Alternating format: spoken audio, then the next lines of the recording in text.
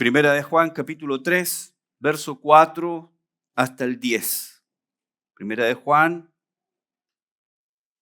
no confunda con el Evangelio de Juan, que es diferente. Esta es la primera carta de Juan, está casi al final de la Biblia.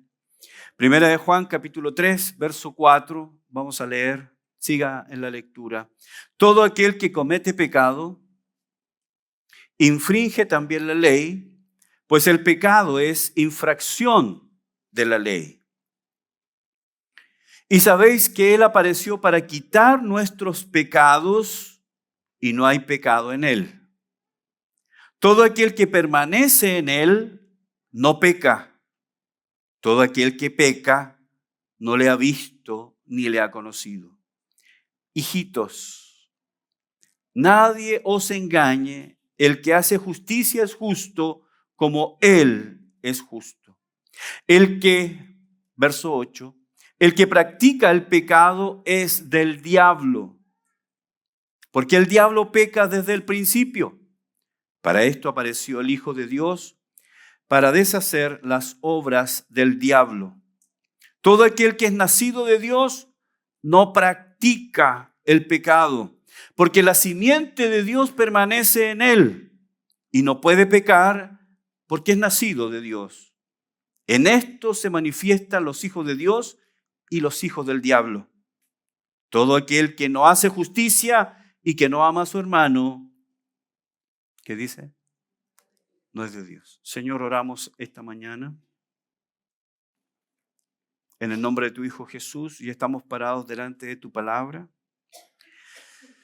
La hemos leído, Señor, pero la verdad es que ella otra vez nos ha leído a nosotros. Es ella la que tiene que alumbrar nuestras tinieblas. Es ella la que tiene que traernos luz a esas áreas de nuestra vida que están, Señor, en oscuridad, en ignorancia. Señor, necesitamos comprender porque necesitamos vivir. Señor, necesitamos la enseñanza no para acumular conocimiento, sino que necesitamos la enseñanza para saber de qué manera tengo que vivir. Señor, háblanos esta mañana, enséñanos, por favor. Pido que sigas hablándonos, Señor, que el eco de tu voz esta mañana nos acompañe durante esta semana, hablándonos, corrigiéndonos, exhortándonos. Pedimos, Señor, ser transformados por tu palabra en el nombre de tu Hijo Jesús. Amén. Estamos en esta serie estudiando la primera carta del apóstol San Juan, escrita en un tiempo crítico, escrita en un tiempo crucial de la historia de la iglesia, en donde la iglesia estaba siendo atacada, entre otras herejías, por el gnosticismo. ¿Se acuerdan que estudiamos el gnosticismo? Y dijimos que el gnosticismo enfatizaba varias cosas, entre ellas que el cuerpo en realidad era malo, el cuerpo es parte del ser caído, así que no importa mucho lo que hagamos con el cuerpo, lo que realmente importa es el espíritu. Eso es lo que importa, el espíritu. Así que los gnósticos enseñaban, no importa que tú le des rienda suelta a tus deseos, no importa que tú le des rienda suelta a tus pasiones y que hagas con el cuerpo lo que quieras. Y muchos de los gnósticos, buscando la luz, habían caído en las tinieblas de la inmoralidad, porque no importaba lo que hacía con el cuerpo, lo que importaba era el espíritu, y así había mucha inmoralidad. Pecar con el cuerpo no era importante porque lo importante era el espíritu. Pero Juan ha comenzado su carta hablándonos de que Dios es luz y que sí importa lo que hacemos con nuestro cuerpo. Y en el capítulo 3, Juan ha comenzado en el verso 1 diciéndonos que mirad cuál amor nos ha dado el Padre, literalmente. Miren esta locura, miren de dónde proviene esta verdad, de qué planeta es este amor. Es tan grande, es tan poco visto en nuestra humanidad, es un amor tan sublime que nos ha hecho hijos de Dios. Juan 1:12 dice que Dios nos dio el derecho de ser llamados hijos de Dios. Hermanos, tú no eres huérfano, no eres una bola guacha. Tienes un padre, ese padre es Dios. El único huérfano en este universo es el diablo, él no tiene padre.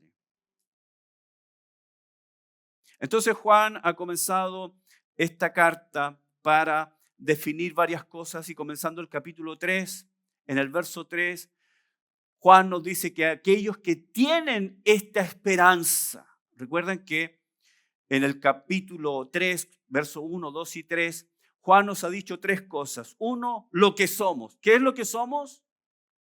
Hijos, hijos. La segunda cosa que nos dice es lo que seremos. ¿Qué es lo que seremos? Aunque todavía no se ha manifestado lo que seremos. ¿Ok? Todavía todos nosotros estamos en proceso.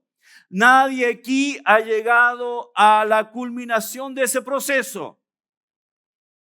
Pero pastor, tengo 20 años en el Evangelio, todavía no ha llegado. ¿Y sabes por qué sabemos? Porque estás aquí.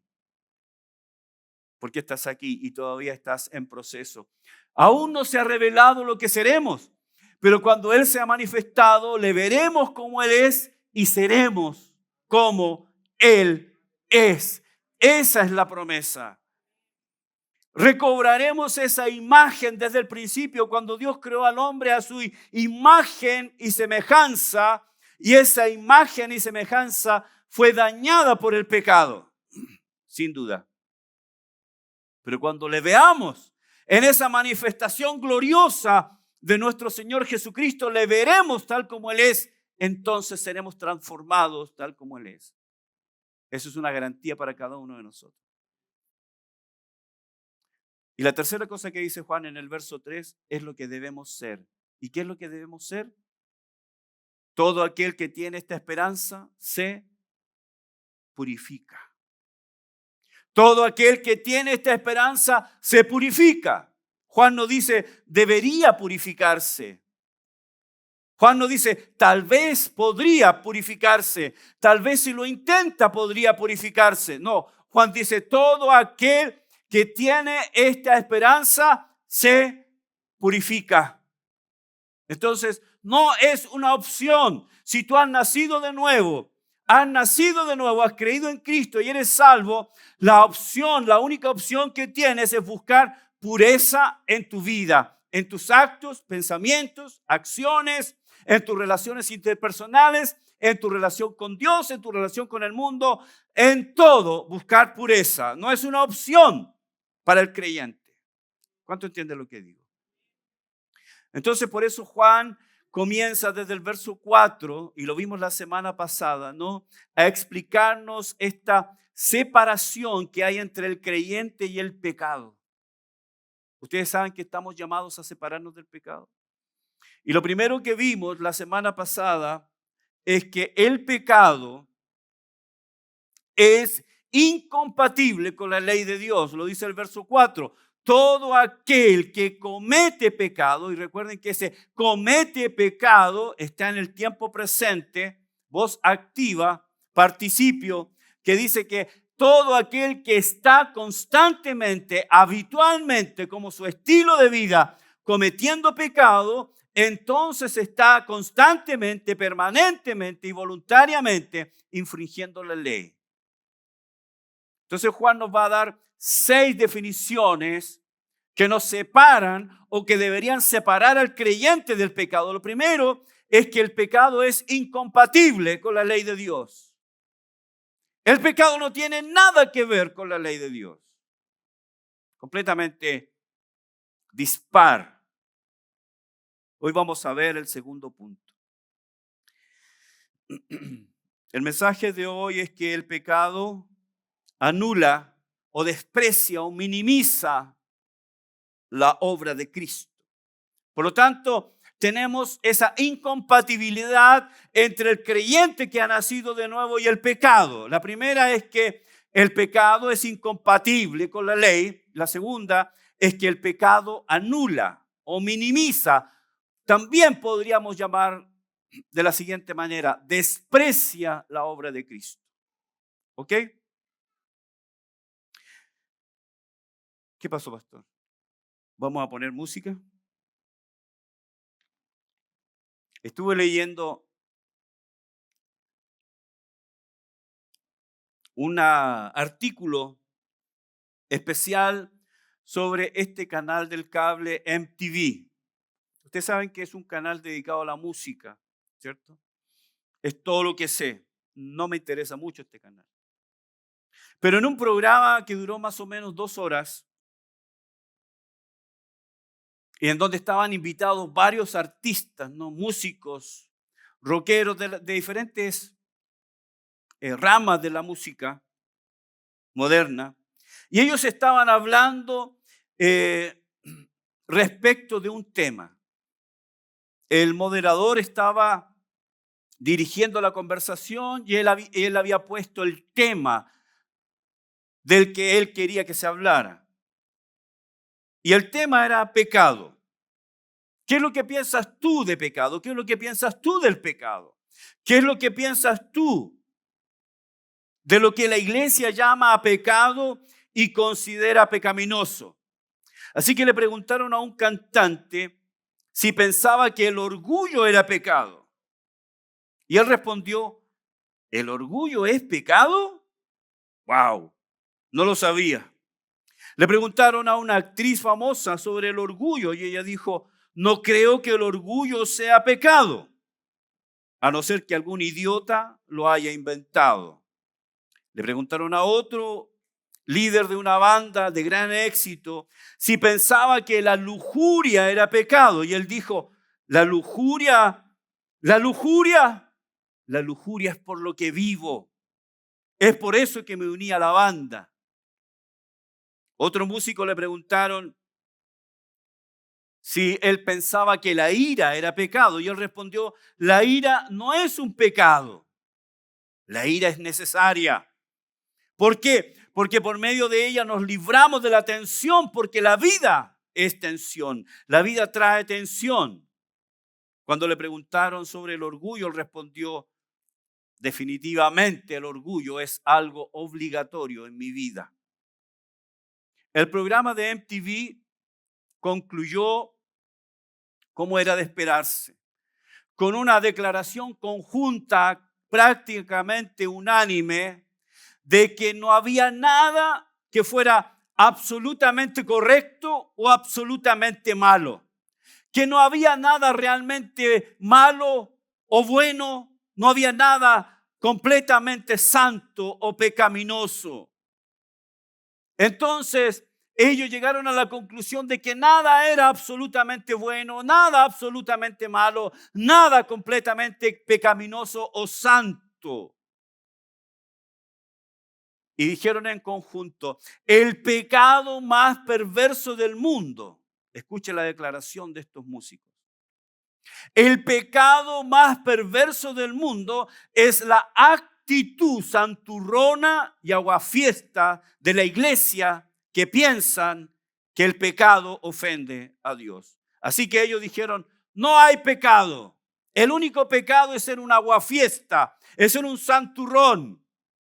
Puesto que no hay nada absoluto, nada bueno absoluto, nada malo absoluto, y ni siquiera sabemos si hay un Dios, entonces la actitud aguafiesta de la iglesia y la actitud santurrona de la iglesia es lo que es verdaderamente pecado.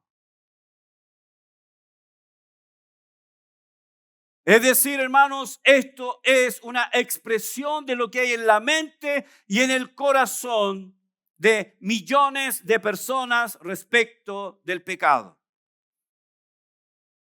No hay nada absolutamente bueno, nada absolutamente malo, así que todo depende de la visión que tiene cada uno y lo único verdaderamente malo es la actitud santurrona y fiesta de la iglesia.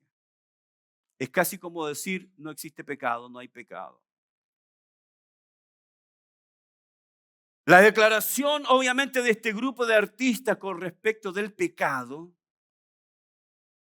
difiere completamente de lo que Juan nos ha venido diciendo de lo que es pecado. El pecado es, escúchame esto, el pecado es abiertamente una ofensa contra el Dios Santo. Todo pecado ofende a Dios. Quebrantar la ley de Dios es la esencia del pecado. Eso es pecado. Quebrantar la ley de Dios. La ley que Dios ha expresado y la ley que lo expresa a Él en su carácter y naturaleza. Pero este sistema ha inventado, ha creado esta idea muy liviana, muy simplona de lo que es el pecado. Juan nos ha dicho claramente, aunque la Biblia menciona otras definiciones de pecado, podemos concluir que la definición que hace Juan acá es una de las más completas y absolutas que encontramos en la palabra de Dios. El pecado es infringir la ley de Dios. Quebrantar la ley de Dios es la esencia del pecado. Entonces, expuesta de esta manera, nos damos cuenta de lo repulsivo que es el pecado. El pecado emerge del corazón del hombre y es una actitud rebelde, es una actitud contraria contra Dios y lo que Él ha dicho y lo que Él es. En cambio, este sistema mundial, este sistema bajo el maligno, rebaja, minimiza y casi justifica el pecado y su maldad. Lo llama pecadillos, lo llama debilidades temperamentales, también lo llama problemas de personalidad. Este mundo, este sistema bajo el maligno, entonces habla del pecado como cosas simplonas, como descuidos, como errores, pero nunca lo que Juan dice, que es una deliberada quebrantamiento de la ley de Dios.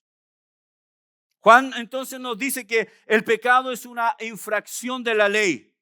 Todo pecado y cada pecado es infracción de la ley de Dios. Por lo tanto, es una ofensa contra la santidad de Dios.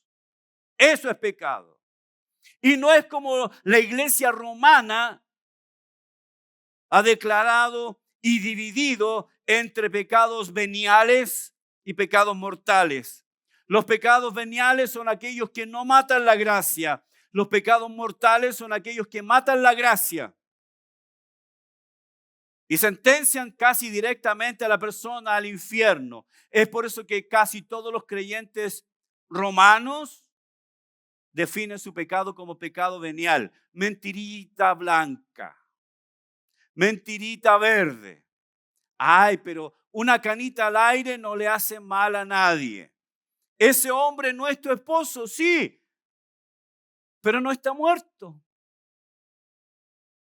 Hermanos, todo pecado viola la santa ley de Dios, que es la expresión de su carácter. Todo pecado, cada pecado. No es que algunos pecados son más ofensivos que otros. No es que algunos pecados tienen una connotación más grande que otros. Cada pecado. El pecado que condenó a la raza humana no fue tráfico de drogas.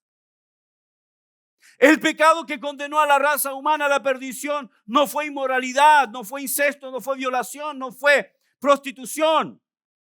Fue desobediencia.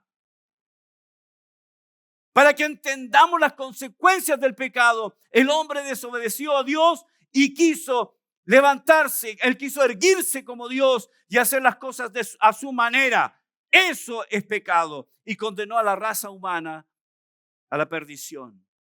No podemos minimizar el pecado como estos artistas. No, si no existe el pecado, no existe lo absolutamente bueno, no existe lo absolutamente malo.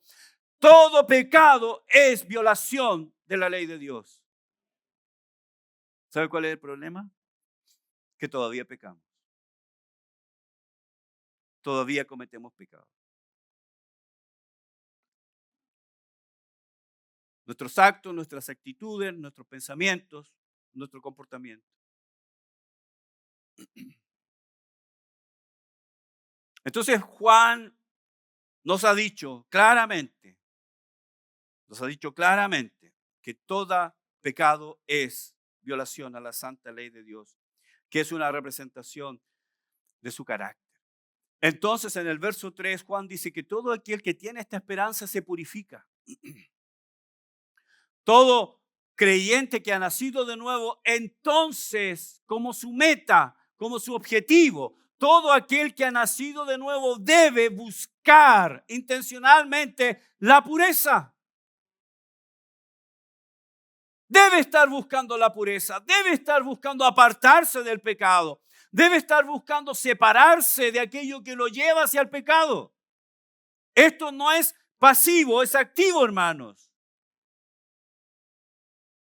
Y quiero decirle algo, aunque la Biblia nos dice claramente que el creyente verdadero nunca en esta vida quedará libre del pecado, quiero advertirle, quiero decirle que nadie en esta vida quedará libre de pecado. Nunca podrá desgarrarse esa naturaleza pecaminosa que tiene. Va a morir con ella. Pero eso no es un acicate para vivir en pecado. ¿Ok? ¿Me entienden? A pesar de que no lograremos la perfección en esta vida, eso no quiere decir que, bueno, ya, ¿qué voy a hacer? Si soy pecador, voy a pecar. El creyente nacido de nuevo, el creyente verdadero, debe buscar la pureza.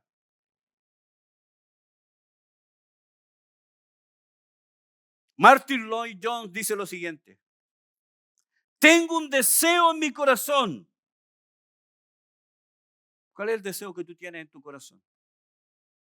Ese deseo que te come, ese deseo que no te deja tranquilo, ese deseo que te levantas con él, te acuestas con él, ese deseo que está fluyendo en tu corazón, está en tus pensamientos, está en tus actitudes, está en tu comportamiento. Lo tenemos. Él dice, tengo un deseo. ¿Cuál es el deseo? Mi deseo, el deseo de mi corazón es ser como Cristo. Y mira lo que dice. Me esfuerzo por ser como el Señor mismo. Me esfuerzo. Hermanos, santificación es un esfuerzo. Santificación no es algo que nos llega, ¡pup! Santo, nunca más peco. No se trata, escuche lo que dice Lloyd Jones, no se trata simplemente de no pecar. Yo crecí con ese pensamiento. Santificación es no pecar, es no pecar, es no pecar. Y lo dijimos la semana pasada, ¿no? Santificación no es no pecar.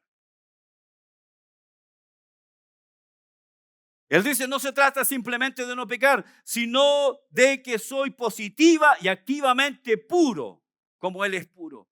No es solamente no peco, pasivo, sino que busco ser igual a Cristo, busco tener sus pensamientos, busco ser dominado por su actitud, busco ser dominado por su manera de ser, por su comportamiento, por sus pensamientos, su mente, su actitud. Que sea Cristo caminando en esta ciudad cuando yo camino, que sea Cristo viviendo en mi casa, en el hogar, en el colegio, en el trabajo. Eso es a lo que estamos llamados. ¿Alguien dice amén? Así que por eso Juan nos va a dar 6 puntos para desarrollar esta posición. Y lo primero que lo vimos la semana pasada es que el pecado es incompatible con la ley de Dios. Vamos a ver el segundo punto en el verso 5. El pecado desprecia la obra redentora de Cristo. Número 2. Verso 5, lo leemos de nuevo. Y sabéis que Él apareció para quitar nuestros pecados y no hay pecado en Él.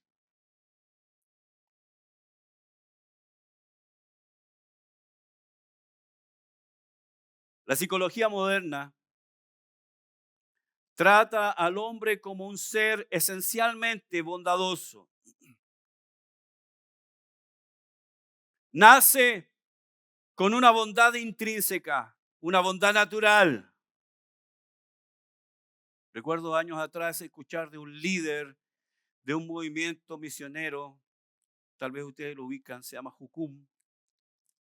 Él era el líder de ese movimiento y por supuesto él tenía una idea doctrinalmente torcida.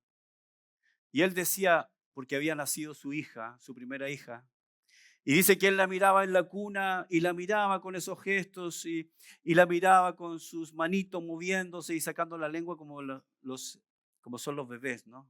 Gracias a los hermanos que nos saludaron y felicitaron por el nacimiento de nuestra nieta. Tenemos el babero puesto todavía. Y él decía que miraba a su hija y él decía, no puedo creer que ella tenga una naturaleza pecaminosa. No puedo creer que ella sea una pecadora natural. No puedo creer que ella tenga esa inclinación natural al pecado. Él no lo creía.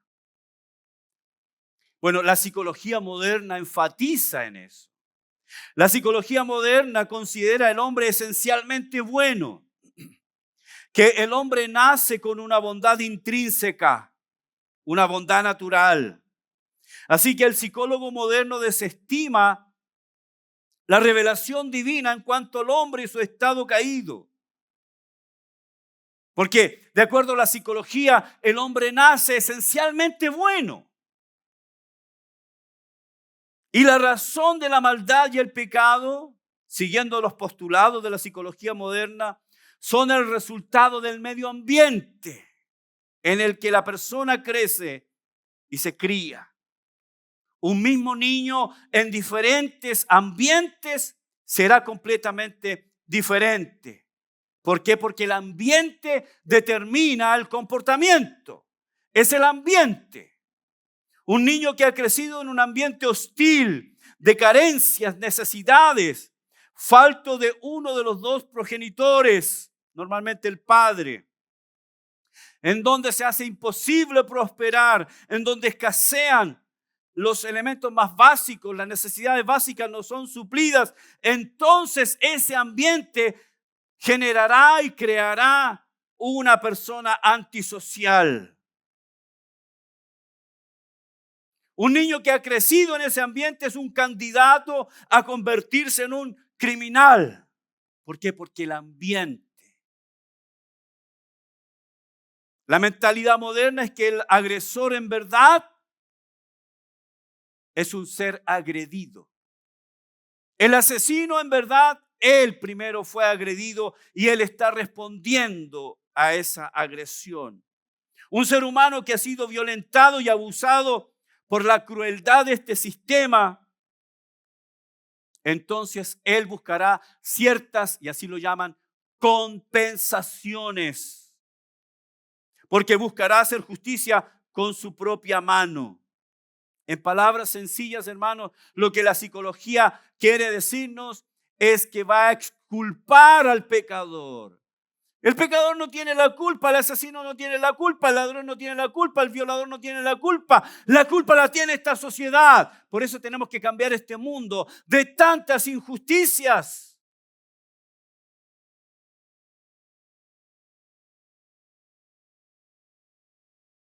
Los actos violentos son solo actos reparativos del hombre que ha sido vulnerado en sus derechos más básicos. Esa postura suena bien, pero es del todo falsa, porque exculpa al hombre del pecado. Le quita la responsabilidad del pecado, de que él ha sido herido, ha sido violentado, él es el agredido. La culpa es del sistema. Y con esta idea, hermanos, se desconoce todo lo que la Biblia dice respecto del hombre. Romanos capítulo 3, ¿qué es lo que dice la Biblia? Romanos capítulo 3, verso 10 en adelante, dice: como está escrito, no hay justo ni aun uno, no hay quien entienda, no hay quien busque a Dios, todos se desviaron, a una se hicieron inútiles, no hay quien haga lo bueno, no hay ni siquiera uno. Sepulcro abierto es su garganta, con su lengua engañan, veneno de áspides hay debajo de sus labios, Su boca está llena de maldición y de amargura. Sus pies se apresuran para derramar sangre. Quebranto y desventura hay en sus caminos y no conocieron camino de paz. No hay temor de Dios delante de sus ojos. Esta es la definición de la Biblia. El hombre es un ser que por naturaleza es pecador. No es como decía la canción, soy rebelde porque el mundo me hizo así.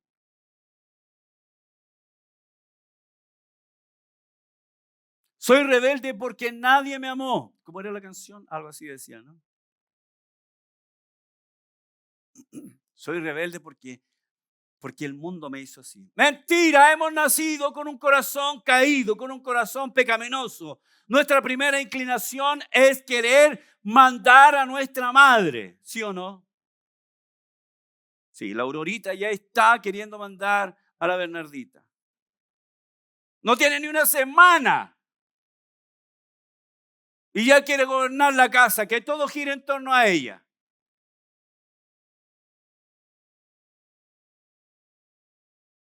La sentencia divina es total, absoluta y definitoria. El hombre en su estado natural es básicamente malo. El hombre en su estado natural es pecador, inclinado a la maldad. En su naturaleza se inclina a rebelarse contra Dios y todo lo que signifique Dios. El hombre es un pecador empedernido, entregado a la injusticia y la perversidad. Todo su ser, escúcheme, todo su ser, lo dice Apocalipsis, Isaías capítulo 1, verso 5 hasta verso 8 más o menos, que todo su ser, de la cabeza a los pies, está infectado. Y el problema del hombre no es externo, no es su entorno. No es que cambiamos el entorno y vamos a cambiar el corazón del hombre. El problema del corazón del hombre es interno, es el corazón.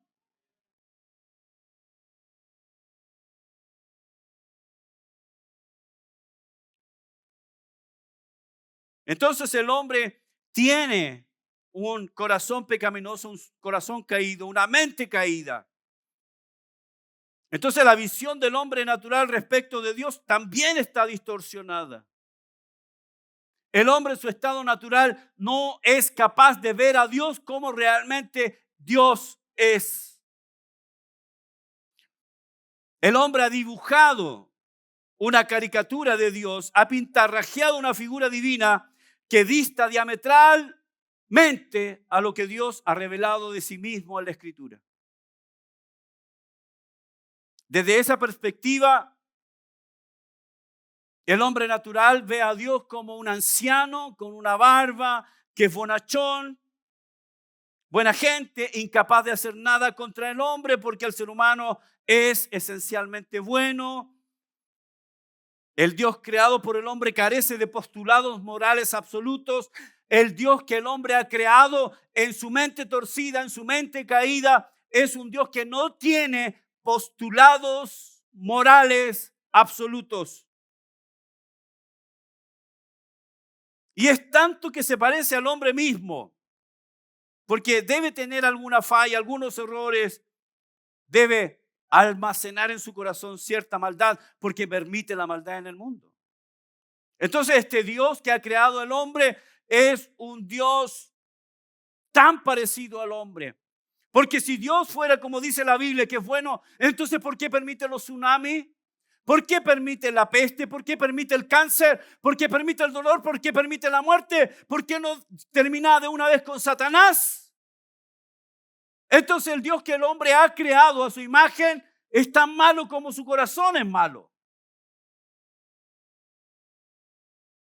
Entonces el hombre ha inventado un Dios, ha pintarrajeado un Dios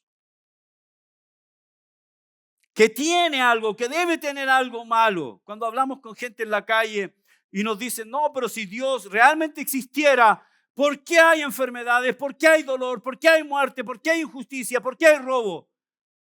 Si Dios existe, ¿por qué permitió este asesinato de un niño de 5 años a manos de un tío? ¿Dónde estaba Dios?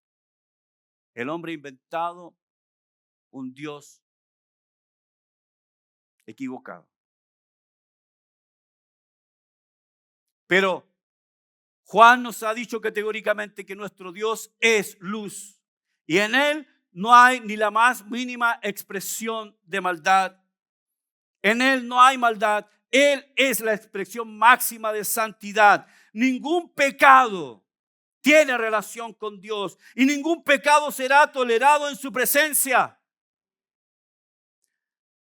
Nada que sea santo y puro entrará al cielo.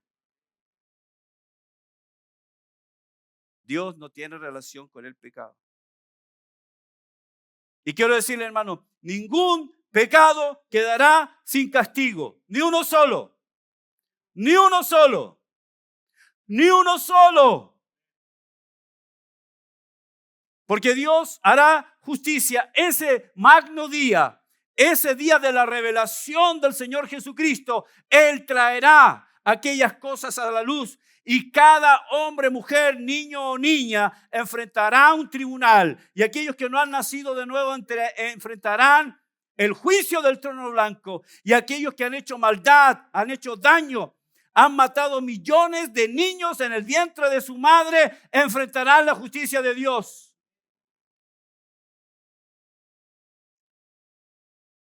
Dios no pasará por alto el pecado.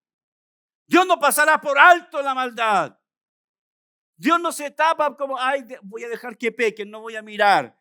Como si Él fuera un payaso. Nuestro Dios no es un payaso. Él es santo, santo, santo. Y ese día de la manifestación de la justa ira de Dios viene.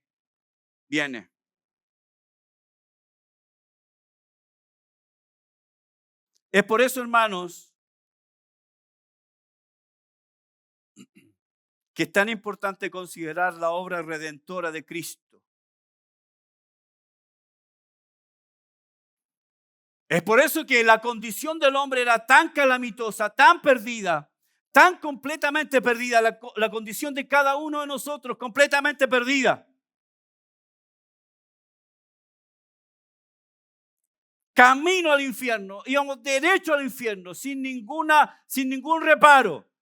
Y no teníamos la intención de considerar a Dios en nuestra vida. No teníamos la intención de pensar en Dios o servir a Dios o creer en Dios. De hecho, ni queríamos a Dios en nuestra vida.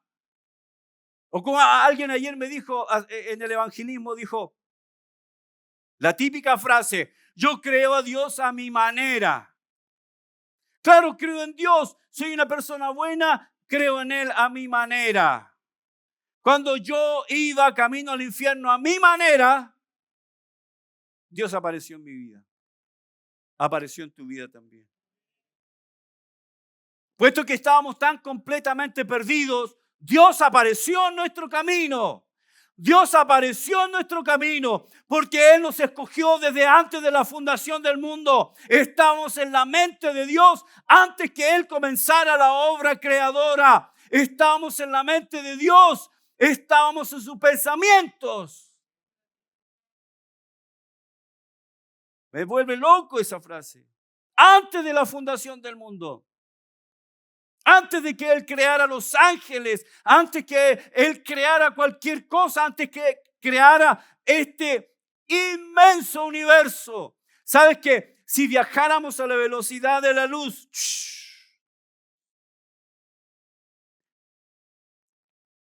300.000 kilómetros por segundo, lo que es imposible, porque cualquier cosa alcanzando esa velocidad, su masa se multiplica. Así que necesitaríamos energía sobre energía para lograr mover algo. Pero si lográramos viajar a la velocidad de la luz para llegar a al próximo sistema solar, aquí al lado, a la vuelta, al vecino, en el pasaje, demoraríamos 2.500 millones de años. 2.500 millones de años viajando a la velocidad de la luz para llegar aquí nomás, en el pasaje. Antes que Dios creara todo eso, Él ya nos había escogido. ¿Alguien dice amén? Amén, amén, Amén. Amén. Gloria a Dios. Y estamos tan perdidos, tan completamente perdidos.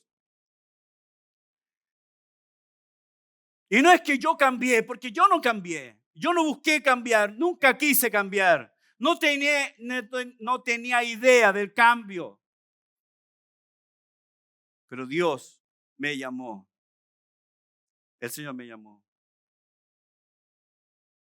Y por medio de la obra de encarnación, la encarnación, Dios se hizo carne, como dice Juan. Él tomó forma humana. Dios tomó forma humana. Dios se hizo hombre. Gálatas 4:4. En el cumplimiento del tiempo, Dios envió a su Hijo nacido de mujer. Dios tomó forma humana. El pecado no considera o minimiza la obra redentora. ¿En qué sentido?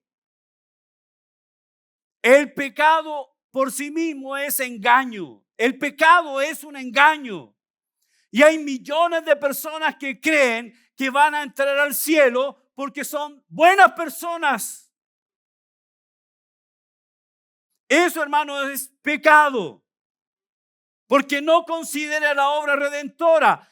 Si yo puedo ir al cielo siendo bueno, si yo puedo llegar al cielo siendo bueno, si alguien puede llegar al cielo siendo bueno, ¿para qué necesitamos un Salvador?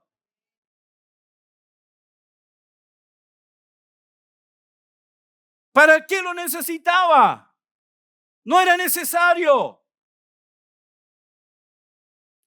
El pecado no considera, el pecado minimiza la obra de Dios. Por eso Juan dice, verso 5, y sabéis, Juan apela al conocimiento que tenían estos hermanos. Ustedes saben, ustedes lo saben, que Él apareció para quitar nuestros pecados. Apareció, es el aoristo indicativo pasivo. Pongan atención en eso. Pasivo, es pasivo, no es voz activa, no es voz media, es voz pasiva, pero es un aoristo. Apareció, el verbo es efranerote, efranerote. Y este verbo en el aoristo significa manifestar en la voz activa, pero en la voz pasiva es ser manifestado. El verbo indica ser hecho manifiesto, revelado. ¿De qué está hablando Juan? De su primera venida. Cristo apareció, Cristo vino, Cristo fue revelado, Cristo fue mostrado.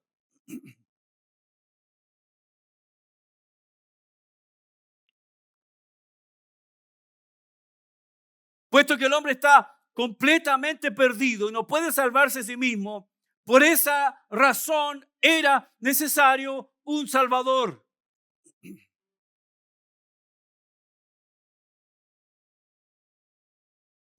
Esto es completamente necesario. Yo necesitaba un Salvador porque no podía salvarme a mí mismo.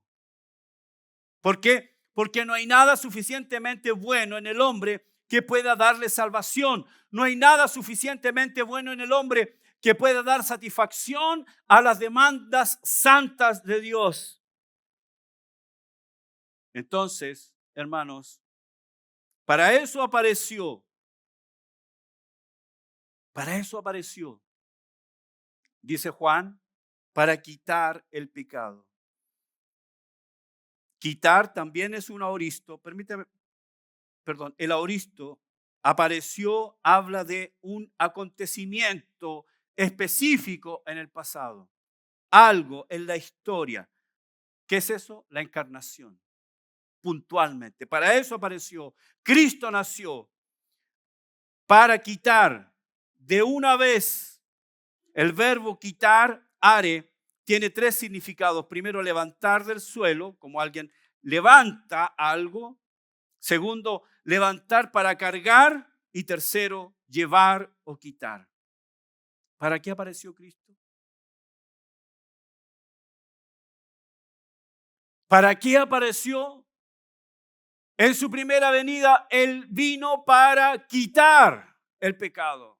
¿Se acuerdan Juan 1:29, cuando Juan el Bautista ve a Jesús viniendo y estaba toda la gente ahí porque Juan estaba bautizando y dijo, he aquí que el Cordero de Dios que quita, Él es el que quita el pecado del mundo. Es el mismo verbo, are, levantar del suelo, tomar como una carga y llevar. Y esto, hermanos, es lo que Cristo hizo ahí en la cruz. Estando en la cruz, Él recibió sobre él el pecado de todos nosotros, Isaías 53:6. Y estando en la cruz, Él recibió toda la ira del Padre. El pecado fue castigado. Él mismo llevó nuestros pecados en su cuerpo sobre la cruz para que muramos al pecado y vivamos a la justicia, porque por sus heridas fuimos sanados. 1 Pedro 2:24. Entonces, hermano, la principal razón por la que Cristo vino a la tierra fue para quitar los pecados. Pero el pecado, como es un engaño, ha querido enseñar de que no es necesario un Salvador, de que el hombre podía salvarse a sí mismo. Juan dice que no. Para esto apareció, para quitar el pecado. Si alguien confía en sí mismo para salvarse, está engañado. Si alguien cree que haciendo buenas cosas llegará al cielo, está equivocado. Si alguien cree que pagando mandas, haciendo algunas obras sustitutivas, logrará ir al cielo, está equivocado. Años atrás estuvimos en Lima celebrando Lancome y tuvimos la oportunidad de ir a la iglesia San Francisco que está en Lima. Y nos hacen un pequeño tour, es hermoso, es precioso, es un templo de la Edad Media, 1600, 1700 debe ser. Hay arte, mucho arte de ese tiempo. Pero también nos llevaron a las catacumbas. Y ahí nos encontramos con cientos o miles de cráneos. Y tú puedes ver cráneos por todos lados. Fémur, huesos. Y mirabas y mirabas y mirabas. Y yo dije, estas personas estuvieron dispuestas a pagar una gran cantidad de dinero con el fin de ser sepultados lo más cerca del altar. Para que en el día de Jesucristo ellos puedan ir al cielo porque pagaron. Estoy leyendo un libro que se llama Las consecuencias de la Reforma, escrito por César Vidal. Y ahí él hace un análisis de lo que eran las indulgencias y el negocio de las indulgencias. El Papa estaba dispuesto a firmar indulgencias y que la gente pagara para ir al cielo. Imagínate eso, pagar para ir al cielo. Y gente estaba dispuesta a pagar para ir al cielo, pero no solamente pagar por su salvación, sino que también estaba dispuesta a pagar por antepasados y comprar indulgencias. Y Lutero escribe en una de las 95 tesis, si el Papa es dueño de la salvación del mundo, ¿por qué no salva a todo el mundo? ¿Por qué no salva a todo el mundo? ¿Por qué no lo salva? La gente estaba dispuesta a pagar por indulgencias. Hermanos, el Señor Jesucristo apareció para quitar el pecado. Para quitarlo, para llevarlo, para que ya no haya más condenación sobre nosotros. Entonces, hermanos, si sabemos esto es una razón para buscar pureza. El Señor quitó el pecado. Yo ya no tengo relación con mi pecado. aunque todavía peco, pero ya el pecado no me condena. Romanos 8:1, ninguna condenación hay para los que están en Cristo. Juan 5:24, no hay condenación. No hay condenación. Nadie puede condenarme, ni el diablo puede condenarme. En Romanos 8, Pablo pregunta, ¿quién condenará a los escogidos de Dios? ¿Quién condenará? ¿Quién es capaz de condenarme? Satanás no es capaz de condenarme. Con todo lo que él me pueda acusar, no es capaz de condenarme. No hay poder en el cielo ni en el infierno que me pueda condenar porque soy bueno, porque Cristo pagó por mi pecado.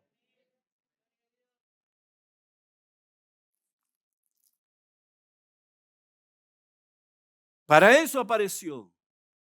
Es por eso, hermanos, que no hay relación entre el pecado y el creyente. No puede haber relación. Porque el pecado ha sido quitado. Entonces alguien podrá preguntar, ¿entonces por qué todavía peco? Se lo voy a explicar en palabras sencillas.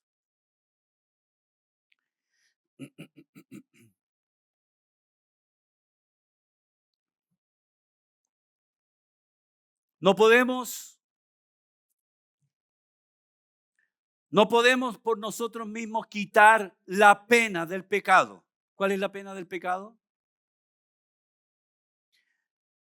No podemos quitar la pena del pecado. Tú no puedes, yo no puedo. La pena del pecado que era muerte. ¿Pero quién la quitó? Dios. Es una obra de Dios. Es algo que Dios ha hecho. Se llama justificación. ¿Ok? La segunda obra divina se llama glorificación. Y la glorificación tiene que ver con la presencia del pecado. La permanencia del pecado en nosotros. Eso será erradicado de un momento a otro y es una obra divina. Se llama glorificación. Todos los que han creído en Cristo serán glorificados. ¿Lo cree usted? Nunca más relación con el pecado. Nunca más. Pero eso es la glorificación. Todavía tenemos vínculo y todavía estamos en pecado. O como pecado en nosotros. Pero hay una tercera que se llama santificación.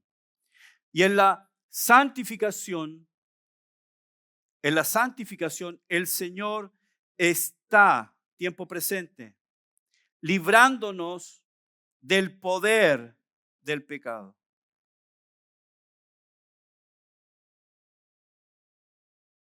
En la justificación, Dios nos libró de la pena del pecado. En la glorificación, Dios nos librará de la presencia del pecado. Pero ahora, en el proceso de santificación, Dios está librándonos del poder del pecado. Es un proceso. La justificación es una obra divina, la glorificación es una obra divina, pero la santificación es una obra cooperativa. Yo coopero. No soy pasivo, como dijo Lloyd Jones. No es solamente no pecar, sino ser activo a la pureza. Yo busco la pureza. Busco aquellas cosas que me acercan a Dios. ¿Estamos claros con eso? Es una obra que se llama obra sunergista. Y esta palabra sunergista es sun, que quiere decir conjunto, y la palabra ergón, que quiere decir trabajo. Santificación, hermanos, es un proceso cooperativo entre el creyente y el Espíritu Santo. El creyente y el Espíritu Santo. Amén. Justificación, yo no hice nada. Fui declarado justo. Fui libre de la pena del pecado. En la glorificación tampoco haré nada. El Señor me librará de la presencia del pecado. Pero ahora en la santificación, ahorita. Una obra sinergista, no es pasivo. Estoy esperando que el Señor me santifique. Pastor, ¿por qué uno ora por mí para que me venga una unción de santificación y sea santo? Me acuerdo años atrás, en un retiro que tuvimos como iglesia, en otra iglesia, y me acuerdo que en las noches teníamos una tremenda reunión, mucha música, y yo veía a mis compañeros, a mis amigos, y, en esa actitud, así como en el tercer cielo, y esa cara de santo que tenían, y yo los miraba y decía, y el Señor no hace nada conmigo, el Señor no me toca, y el pastor ponía las manos sobre él, y era como, wow, santidad instantánea. Y era muy frustrante porque yo llegaba a la cama y decía, bueno, de nuevo, ¿cuándo el Señor me dará ese poder? ¿Cuándo el Señor me dará ese poder para vencer el pecado? Como mis compañeros. Y pensaba que la santificación era esto. Hermanos, santificación es un proceso. Proceso. Santificación no es de aquí a allá. Listo. Santo. Una vez y listo. La santificación se parece más a esto. ¿Estamos bien? Abajo. Pero me arrepiento, perdóname, Señor. Voy y abajo y acá. Y la verdad es que santificación se parece mucho más a esto.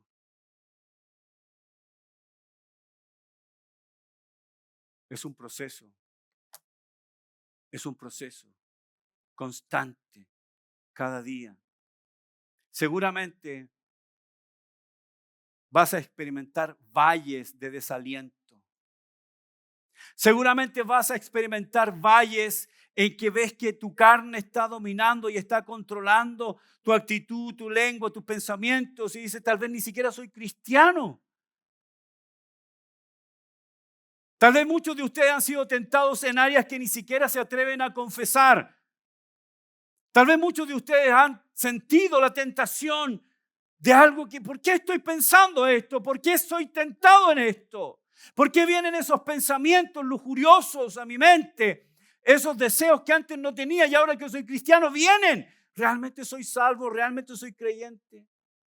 Muchos de ustedes experimentarán una meseta de que siento a Dios, ¿dónde está Dios? Lo busco y oro y parece que no está.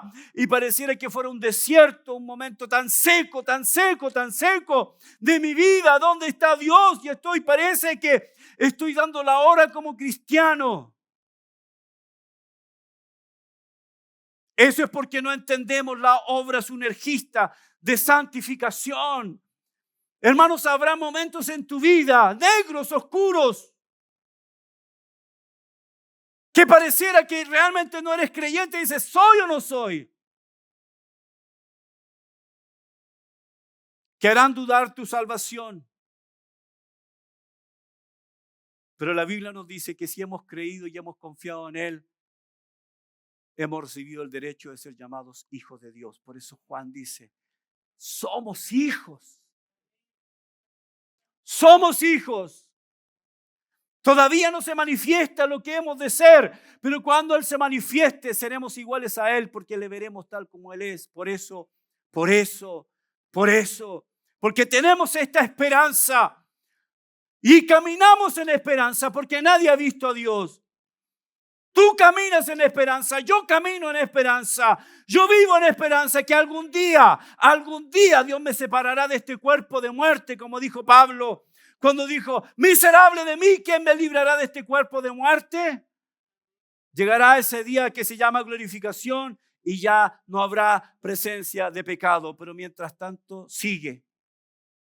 Por favor, sigue. A pesar de que el enemigo Satanás va a querer convencerte de que eres lo peor de lo peor y de que no hay esperanza para ti y de que realmente no has nacido de nuevo, sigue adelante, sigue adelante. Llegará el día que el sol brillará sobre tu vida. Llegará el día que saldrás de esa cueva oscura, saldrás de esa meseta, saldrás adelante, te levantarás porque el Señor te llenará de la unción, te llenará con unción y saldrás adelante para luchar, para vencer en este mundo. Padre, oramos esta mañana. Oramos a ti en el nombre de tu Hijo Jesús. Pablo dijo, estoy completamente convencido, estoy persuadido de que el que comenzó en nosotros la buena obra, la perfeccionará hasta el día de Jesucristo. Es tu obra, Señor. Tú nos salvaste. Tú conoces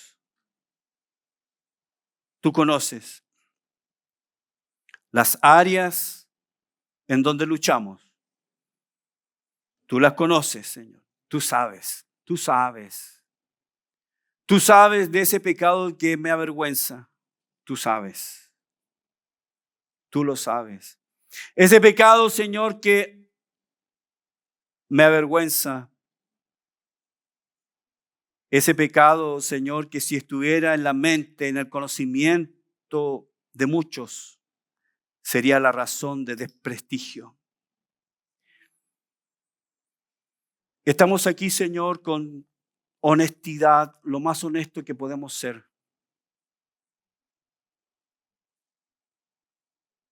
Cada uno de nosotros se vuelve a ti con honestidad y dice, Señor, tú me conoces y conoces esa área en la que yo fallo, en la que yo lucho y a veces ni siquiera lucho. A veces me siento rendido a esas olas de pecado. Señor, pero me vuelvo a ti, puesto que tú eres luz y nos enseñas, Señor, a caminar en la luz. Y estando en la luz es que yo quiero confesar mis pecados constantemente. Si confesamos nuestros pecados, como dijo 1 Juan 1:9, que si confesamos nuestros pecados, Él es fiel y justo para perdonarnos y limpiarnos de toda maldad. Santificación también es un constante confesión, constante. Ayúdanos, Señor, a sacar ideas equivocadas de lo que es santificación, ideas torcidas. Ayúdanos a vivir en la luz de esta doctrina. Sigue hablándonos, Señor. Sigue enseñándonos. Lo necesitamos. Oro en el nombre de tu Hijo Jesús. Amén.